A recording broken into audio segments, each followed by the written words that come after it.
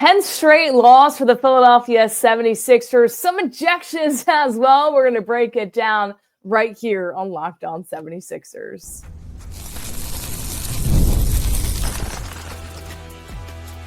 You are Locked On 76ers, your daily Philadelphia 76ers podcast, part of the Locked On Podcast Network, your team every day. Welcome into Locked On 76ers. Thank you all so much for joining us. You're joined by Keith Pompey, 76ers beat writer. I'm Kayla Santiago, sideline reporter for the Delaware Blue Coats, the NBA G League affiliate of the Philadelphia 76ers. If you're watching us on YouTube, make sure to like, comment, subscribe, in addition to wherever you listen to your podcast. And of course, you can check us out at our free daily newsletter on LockedOnDaily.com. Today's episode is brought to you by FanDuel. Right now, new customers can get $200 in bonus bets when your first $5 bet wins. Keith, crazy game. 76ers lose 126-113, but the dramatics were there. Nick Nurse gets ejected and so much more in this contest against the Bucks. Yeah, but the tank is real. The tank is real. I mean, like, here's the thing. The Sixers look good for a minute. I mean, it was the Adem Bona game. Adem had, he had 28 points. 28 points, on 13 for 15 shooting. Nick Nurse got ejected for making comments to an official. He waved at one official, and the official, then he says something to another one, and they gave him the hook.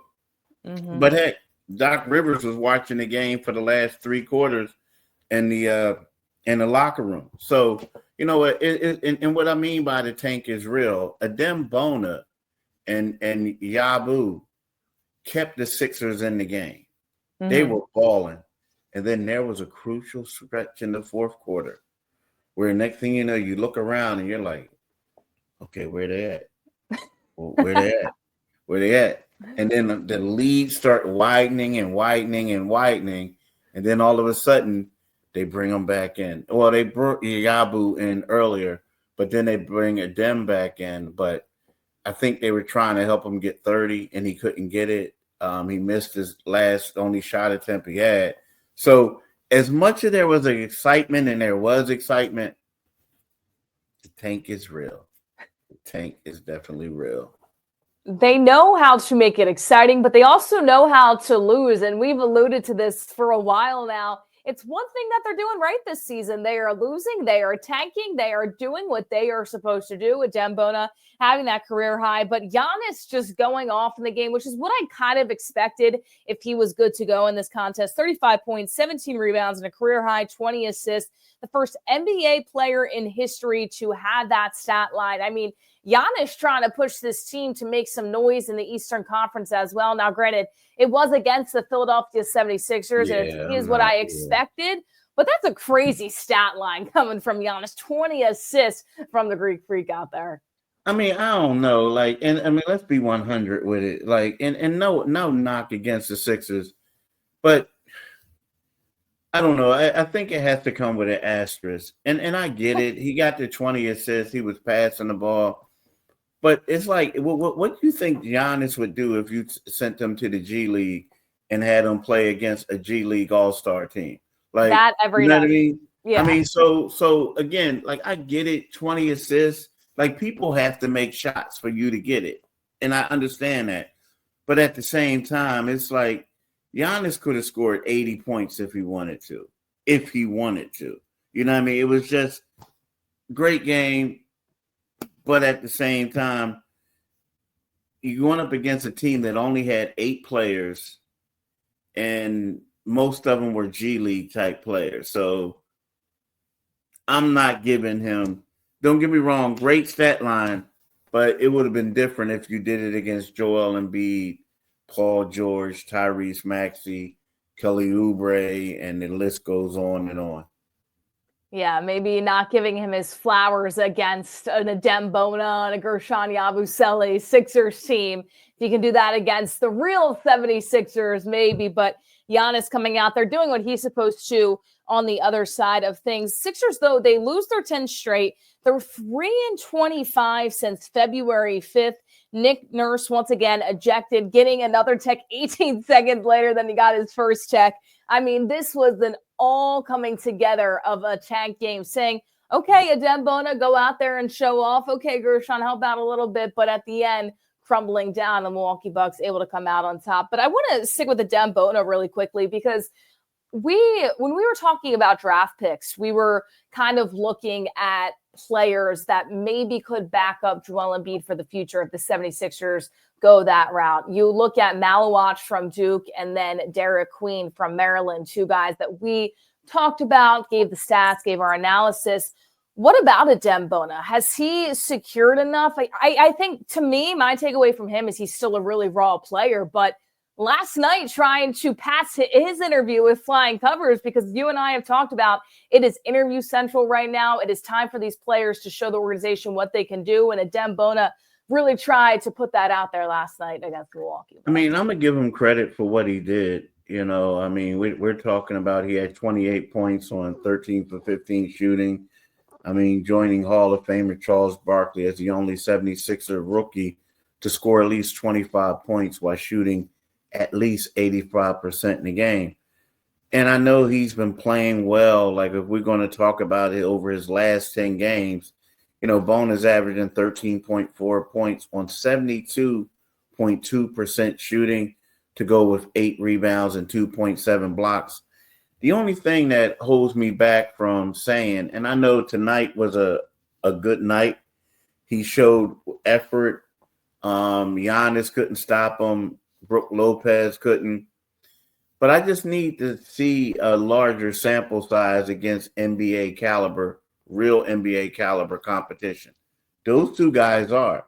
But the thing that scares me about Bona is that he's only 6'8".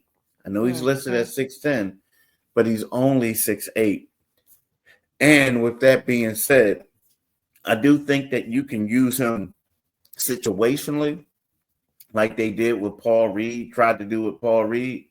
But I also think that you need a bigger center out there, you know, just in case. Like, you just still need a big guy. So I like what he's doing, but I just need to see a larger sample size against actual NBA, because for the most part, those other guys he was going up against were G League type talent. And for Adem Bona, too, in terms of the height conversation, we've seen how a smaller team has hurt the 76ers this year when Joel Embiid wasn't on the floor, and it was not good from that standpoint. I do believe, just watching his timing and the way that he's been able to grow just in this season in terms of being able to collect those blocks without fouling so much, I think that's something Paul Reed really, really had trouble with coming into the NBA after being that G League MVP in his rookie season. I think Adem Bona has a better upside from that standpoint, but the height is a worry when you're looking at a team that really isn't stretching it so big in the height department anyway. If you're looking at the current squad right now and you're expecting somebody to come in, back up Joel Embiid, and be a rim protector. I really like what he saw. I want him to continue to interview and put that out there and keep showing that on display for the rest of the season. I don't know where they go. I still think that he's a raw talent that the 76ers could build upon. I don't know if he's the answer for backing up Joel Embiid next year, but I definitely think that he is putting it out there, and we saw that last night. Once again, his stat line, 28 points. That was a career high for Adem Bona. 13 for 15 shooting as well. So one of his better games that he's been able to have, but the 76ers, they do what they need to. Guys can go out there and have a big game, but they need to lose in the end, and that is exactly what they did against the Milwaukee Bucks. 126-113, your final 10th straight loss for the Philadelphia 76ers. But we do have some player updates coming your way in just a moment on news that has already been broken, but we're going to kind of go back to what Joel Embiid has told some other coaches and how that aligns with the delay of the decision for his surgery. So we will touch on that and so much more when we come back right here on Locked On 76ers. And daylight savings snuck up on us again. And if you're feeling that lost hour of sleep, 5 Hour Energy has your back. The extra sunshine means more time for fun, but sometimes you need a little boost throughout your day. Whether you're staying up late watching the NCAA tournament, squeezing in a round of golf after work, or just trying to keep up with your busy day, 5 Hour Energy gives you that quick, refreshing pick-me-up whenever you need it. Basketball madness. I've been staying up late watching the tournament action, and 5 Hour Energy helps me keep up the next day. Extra daylight, extra activities. With longer days, I love getting outside for a hike or a run. Tropical Burst is my go-to for a quick boost. On-the-go convenience. Whether I'm at a game traveling, 5 Hour Energy is easy to grab and keeps me feeling refreshed. Head to 5hourenergy.com to find over 15 flavors to choose from, including watermelon, blue raspberry, and peach mango. You can even build your own 12-pack or 24-pack delivered right to your door. Need one now? Grab a 5 Hour Energy shot at your local grocery store or convenience store. They're everywhere. Make sure you stock up today and stay energized. And spring is here, and that means it's home project season. I absolutely love finding new projects for my house, having the opportunity to do that while the weather's getting nicer and being able to do it before the summer rolls around. Whether you're refreshing a room or tackling a full renovation, Wayfair is the best kept secret for all things home improvement. From small updates like stylish cabinet hardware to major upgrades like new vanities, sinks, or outdoor lighting, Wayfair has quality products for even a better budget. I just upgraded my kitchen, bathroom, and living space with Wayfair, and the selection was absolutely incredible. Everything I could want to choose from and so much more. Definitely a picky person when it comes to those essentials in a kitchen, bathroom, and living space, and Wayfair had everything I needed to be able to add to my house. They're free, and fast shipping made it so easy. No hauling heavy items from the store. I love that they have top brands like GE and Moen at great prices. Shopping was seamless, and I found exactly what I needed to fit my space and style. Wayfair makes home improvement easy. Get started now at wayfair.com. That's WAYFAIR.com. Wayfair, every style for every single home. So, news we already know is Joel Embiid needs surgery. And Keith, I want to go from your article real quick. If you guys haven't been able to watch it, go or look at it, go check it out at Philadelphia Inquirer as well. But you've wrote something really interesting that Joel Embiid talked to Doc Rivers and revealed that he informed him on February 9th in that contest that he might have to go and undergo another surgery. This is blasphemy to me, because why did the 76ers wait so long to determine that he needed a surgery when Joel Embiid knew really early that this is what was probably going to end his year? Yeah, I mean, I don't know. It depends, because it's two ways to look at it. The Sixers had their doctor saying that he didn't need surgery. Joel's telling him he does need surgery. He may need surgery. And the crazy part about the surgery, when we look at it, he's getting arthroscopic surgery. That's so it's mind-boggling, because you're asking yourself, well, what are they doing? What are you going to do with it? It's not typically you tear your ACL, you do some other things. It's kind of like, okay, let's have a more extensive surgery, right? Whatever. So, I don't know. It might sound like, he told Doc that he needed it. Doc said he didn't believe him at that particular point. But I don't know. I feel like Joel just didn't want to play, and Joel wanted to have surgery.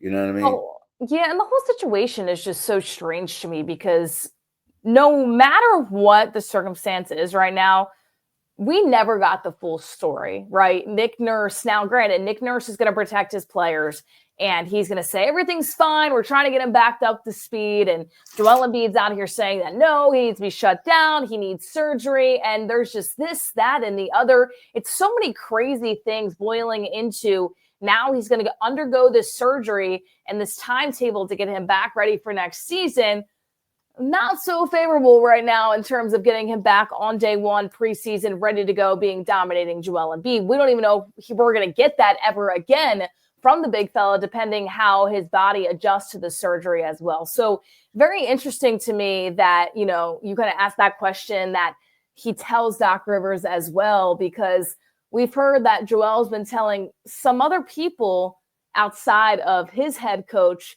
and his president of basketball operations. So this whole story, to me, continuing to develop, and I think maybe will even more throughout the end of this season for Philadelphia. Yeah, but here's the deal. Kayla. Like, typically when you get that type of surgery, it's only like a 6-week recovery. Right. I did see that. Yes. Things. Yeah. So, like, I don't think that, like, you know what, something just doesn't sound right with all this.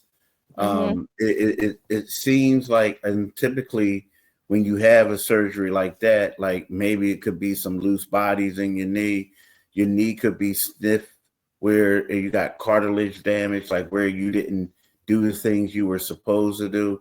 So, like, typically when Joel was saying that he needed surgery and he felt like he needed this, he felt like he needed that, you're under the assumption that, okay, you're going to have, or like I said, a surgery that's going to have a longer recovery, one that's not going to have 6 weeks, one that's probably going to have a recovery where it's going to take 6 months, maybe longer, to do things like that. So to me, it just seems like, certain things aren't adding up right now. Like it sounds like, okay, you're just going to do a surgery to have a surgery. I don't know, because they've never been transparent on this at all. So that's the problem. But what they'll tell you was, it's one of those things where they felt like he could play, but he always said he couldn't play, right? So there was a difference of opinion.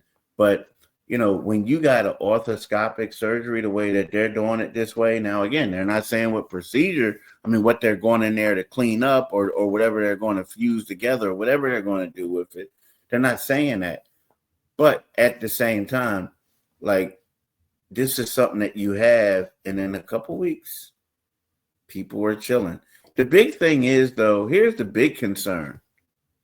This is this guy's third surgery on the same knee in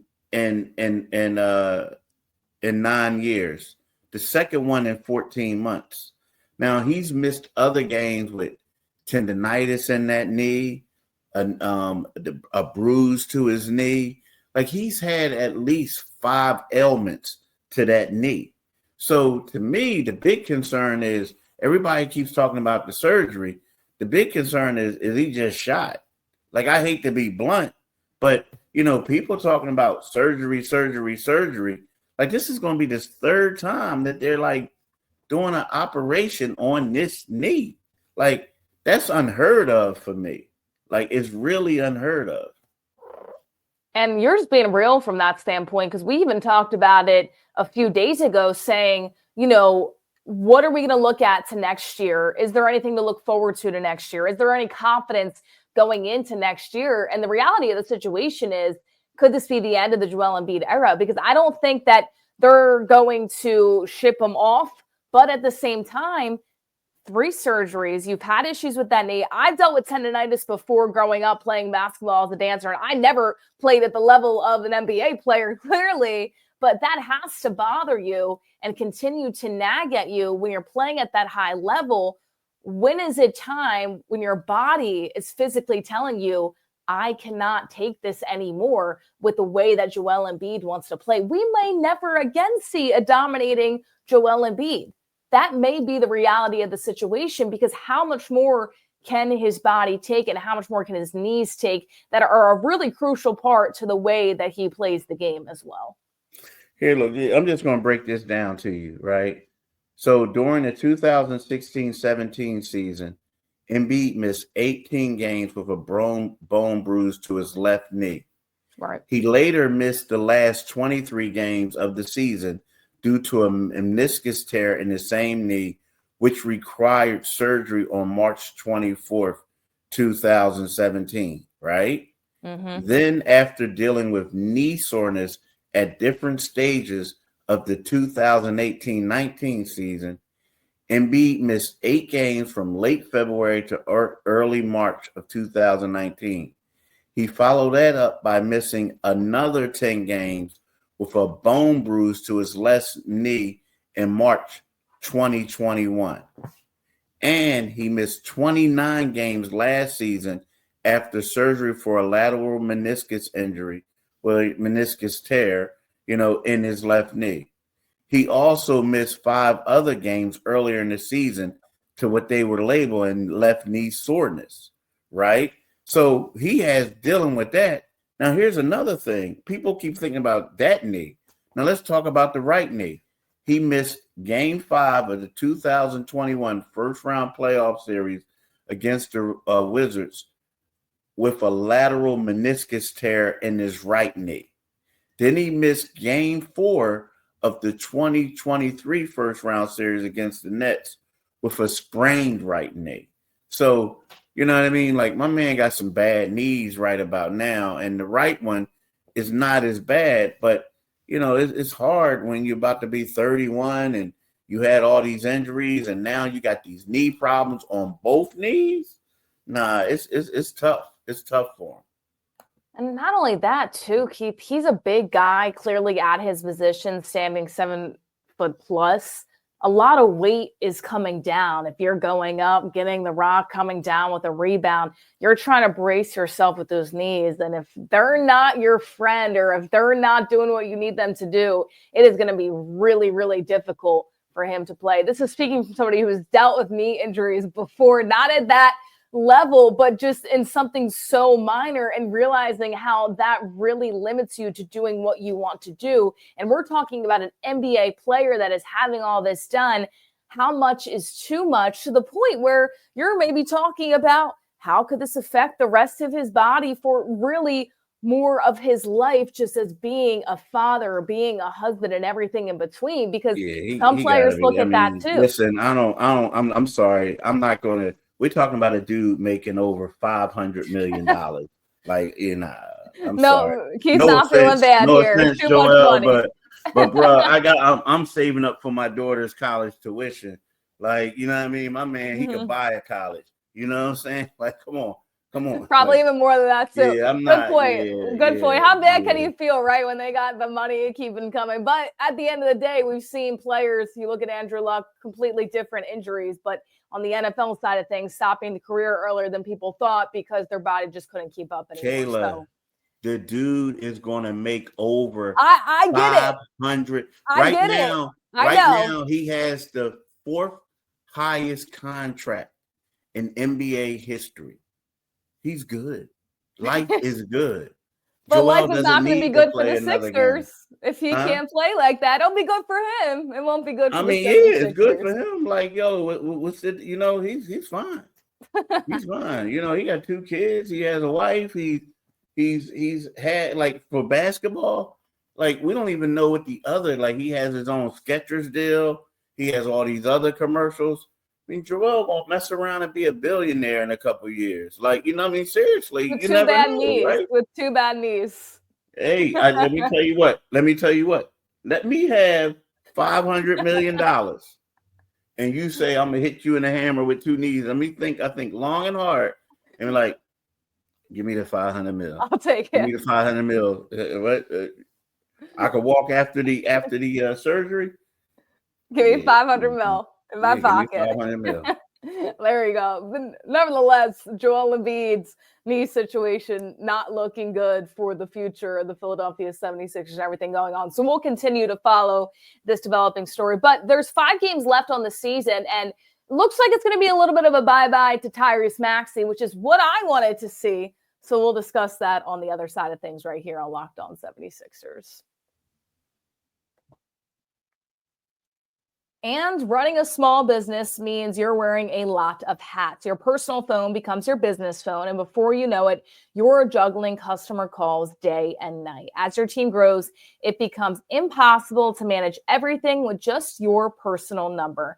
That's where Open Phone comes in, the #1 business phone system designed to help you keep your work and the personal life separate. For just $15 a month, the cost of a few coffees, you get complete transparency and visibility into everything happening within your business in your phone number. Open Phone works through an app on your phone or computer and integrates with tools like HubSpot and hundreds of others as well. It also uses AI-powered call transcripts and summaries, which is huge. If you don't have the time to listen to the call, you can actually see it as a text, as a summary. That is a really good feature that this is able to have. So you'll have a rundown of your calls and action items the second you hang up, which is really good for somebody that you might want to go back and say, oh, what did they say? Let me make sure I got that correct. And you have an opportunity to do so. If you miss a call, no problem. Automated messages are sent directly to your customer, ensuring you never miss an opportunity to engage. Right now, Open Phone is offering 20% off your first 6 months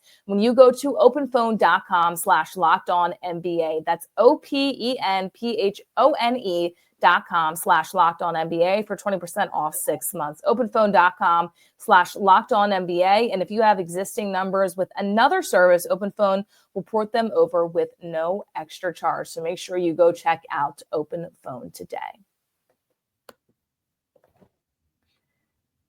Tyrese Maxey expected to miss the rest of the season. He's going to be shut down for the rest of the year. 5 games left. I'm super stoked about this for the Philadelphia 76ers. It's what we expected, or at least what I expected here, Keith, but definitely the right move by Philadelphia. There's no reason to bring him back, even if he wants to compete. There is absolutely no reason. They're doing one thing right for once in the year. They are losing, and bringing Tyrese Maxey back does not help that whatsoever. I mean, I've been writing that for over a month and a half. Oh, yeah. Yeah, so, I mean, it is what it is. I mean, but the crazy part was, so here's the deal. So Shams used to be affiliated in some way with Clutch Sports, right? Mm-hmm. So Shams goes on the air and he says what, we all knew was going to happen. Remember, we even said on this podcast, I told you he ain't playing again. Right? Like, they can say whatever they want. He's not playing. He's just not playing, especially when they come out with the pain threshold. It's like how much he can deal with it. And every time you see him, he's like waving his arm, like, his hand, like in pain. No way in heck you're going to have this guy come out. So Shams is with Clutch. Used to be affiliated with Clutch. Still cool with him. So he's on national TV and he says, my source says this. Oh, Rich Paul, who is the lead agent who runs Clutch, confirms it. So Tyrese Maxey is a Clutch client. Rich Paul's his agent. Yep. Nick Nurse is represented by Clutch too. Well, Nick Nurse is asked about it, like, all I know is that he's not playing today. So I said, for clarification, are you saying the report was wrong? Oh, I don't know. All I know is that the doctors told me he wasn't playing. Look, the dude, like, it was a bad, and I get Nick, the 76ers don't want to get fined. So they don't want to make it seem like they're blatantly tanking. But Kelly Oubre has been shut down. Tyrese Maxey has been shut down. Kyle Lowry played the one game, right? Andre Drummond hasn't played in a while. So it's like, come on, it's no point. But it's just funny because I'm gonna tell you this: the head coach knows everything. Mm. He knows everything. He knows what color socks you're gonna wear. He knows everything. If he wanted to know, he knows what you ate for lunch, what your pregame meal is, everything. So for him to say he doesn't know it, it's kind of like it's funny, but at the same time, it's like he shouldn't be the one up there fronting there, shouldn't be the one talking about it, right? He just shouldn't. But the 76ers don't want to get fined, and that's the reason why they're saying it. So the whole Maxey thing, like, people will be able to see him, next season. But it would be asinine to throw a guy out there at this particular time when every time you see him, he's holding his hands like this, trying to shoot. You can't do that. There's absolutely no reason. And it's interesting, too, because the 76ers have been so non-upfront all year that Nick Nurse probably is going out there and trying his best not to say the wrong things, as you alluded to, so the NBA doesn't find the Philadelphia 76ers. They don't lose anything in the draft, this, that, and the other. But every press conference this year has felt like, so what are you not telling us? What do you know? Feels like we know more than the head coach knows, but the head coach does know. He's just not coming out and saying at this point. So it has been a non-transparency season overall, too, in terms of Nick Nurse and what he is telling everybody versus what he knows. But at this point, we know Tyrese Maxey is not going to play. There's no reason for him to play. As you said, it would be absolutely crazy for them to put him out there. So this is something that we've known for a little bit now. But I guess Nick Nurse trying to put on a show up there at the press conference and make sure that it's not fully decided yet for the NBA to not come after them. I mean, yeah. I mean, exactly. I mean, the whole thing is just it's bizarre. Because think about this: Nick Nurse was honest one time with Joel Embiid, like early in the season, and guess what happened? They got fined. He made. And then after that, he got fined, and then before he was like, "Oh, I'm going to company line." Well, then this one day, let me just tell the truth, and he told the truth, and then they got fined. He got fined. I mean, the team. So, yeah, it's just a joke. Like the fact. I mean, but you know what? I blame the league because it's kind of like you got all these teams tanking, but they're all saying they're not tanking. Like last night, Adem Bona was beasting them. And I'm like, wow, Adem's out the game. They took Adem Bona out because they didn't want to come back. So it's just the whole thing is bad because the league is trying to clean it up and make it seem like they're not. So Tyrese Maxey isn't going to be shut down, but everybody knows what it is. Like, I don't know. It's just a joke to me. It's just a joke.